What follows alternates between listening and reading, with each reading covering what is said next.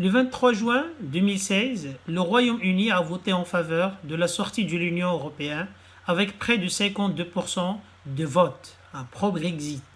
L'été 2019 s'est fini sans accord, présageant un hard Brexit dû en partie à la question commerciale. Quitter l'Union européenne signifie quitter le marché intérieur commun. Il suppose donc de renégocier un accord commercial avec l'Union européenne. Quels sont donc les différents scénarios possibles? Quelles seront les conséquences du Brexit sur le Royaume-Uni et l'Union européenne?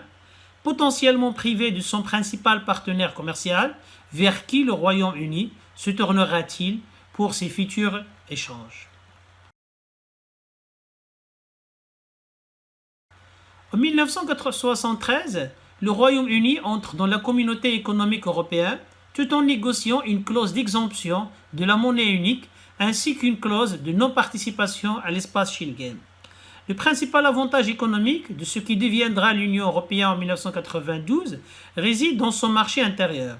L'Union européenne est une union douanière, créant ainsi un marché unique entre tous les États membres qui repose sur 4 principes fondamentaux: la libre circulation des biens, des services, des capitaux et des personnes, c'est-à-dire l'abandon total des barrières douanières et administratives entre les États membres. C'est le plus grand espace économique de libre-échange au monde, d'autant plus qu'actuellement, au-delà des 28 États membres, l'Islande, le Liechtenstein, la Norvège et la Suisse y participent par le biais d'accords multilatéraux ou bilatéraux. Le Royaume-Uni a grandement profité de ce marché unique et ses liens avec les États membres se sont renforcés. En 2018, 47% des exportations britanniques étaient réalisées vers l'Union européenne et 50% de ces importations provenaient des États membres de l'Union européenne. Une étude a été faite et estime que le marché unique a en moyenne doublé le commerce de biens entre les pays membres et permis d'atteindre un niveau de PIB réel de 4,4% plus élevé. Un retour en arrière entraînerait une perte symétrique en termes de commerce ou de PIB.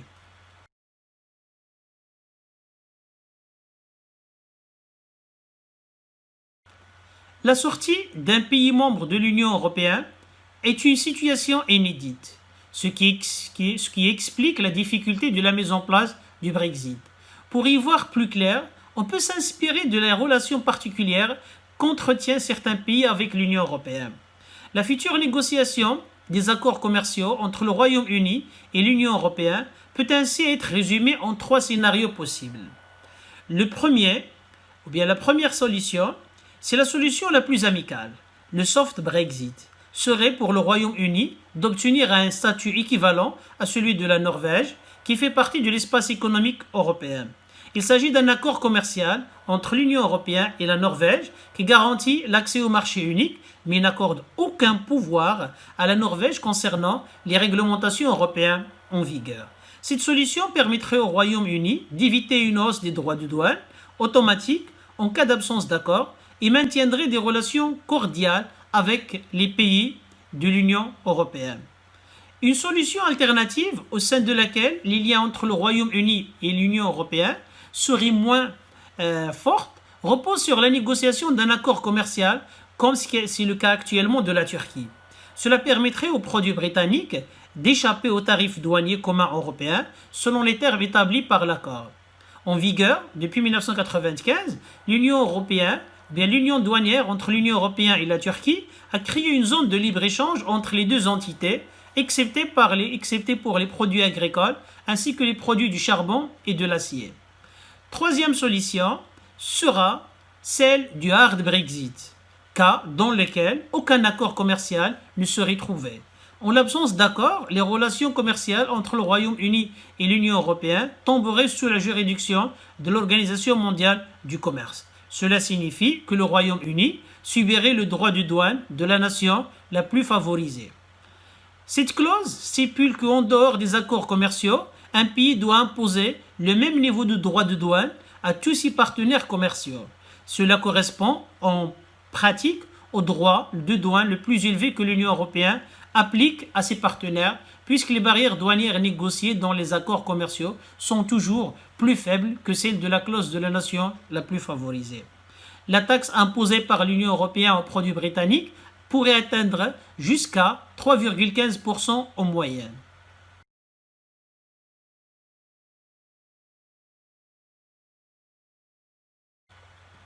Plusieurs études ont été menées depuis le vote du Brexit pour tenter d'évaluer le coût économique d'une sortie du Royaume-Uni de l'Union européenne. Si les chiffres varient d'un rapport à l'autre, les conclusions sont à chaque fois identiques. Et l'Union européenne et le Royaume-Uni seront perdants à la suite de leur sécession, mais il apparaît très clairement que le coût sera bien élevé pour la Grande-Bretagne ou bien pour le Royaume-Uni que pour l'Union européenne. Il s'agit là d'une théorie classique du commerce international. Les gains liés au libre-échange et symétriquement les pertes liées au protectionnisme seront toujours plus élevés pour un tout petit pays et non pas pour un grand pays, à l'instar donc de l'Union européenne. Certains économistes estiment que le revenu par habitant britannique pourrait diminuer d'un pourcentage entre 6 jusqu'à 9% au moyen, donc selon les scénarios les plus pessimistes. Le premier choc du Brexit se fera sentir sur le commerce. Quel que soit le scénario retenu, il est fort probable que le Royaume-Uni perdra une partie de ses partenaires commerciaux, et ce, des deux côtés de la balance commerciale. Si aucun accord de libre-échange n'est signé, l'augmentation des droits de douane européens sur les produits britanniques diminuera les exportations et les consommateurs britanniques de produits européens verront leur prix augmenter. Il faut également ajouter à cela le poids des barrières non tarifaires. L'Union européenne a permis d'harmoniser la réglementation entre les pays membres, en appliquant des règles plus strictes aux pays non membres, ce qui empêche parfois les échanges avec ces pays. Un exemple anecdotique, mais non négligeable, est celui de la réglementation concernant les palettes en bois utilisées pour transporter les marchandises. Une norme internationale oblige le traitement thermique des palettes, normes dont les pays membres de l'Union européenne sont encore exemptés. Cependant, en tant que non-membres de l'Union européenne, les échanges du Royaume-Uni avec l'Union européenne devront respecter cette norme. Un revirement auquel les industriels britanniques ne seront pas du tout préparés, ce qui pourrait donner lieu à d'importantes pénuries les premiers mois suivant le Brexit. Par ailleurs, les firmes européennes et britanniques vont souffrir d'un manque d'investissement direct à l'étranger, du fait que de nouvelles réglementations et restrictions. L'incertitude liée au Brexit a déjà fait baisser le nombre de nouveaux projets financés par les IDE de 14% au cours de l'année 2018, selon une étude qui a été faite par Department of International Trade. Ce retard d'investissement limitera les dépenses de recherche et développement des firmes britanniques, entraînant ainsi à long terme un ralentissement de la productivité et de la croissance britannique.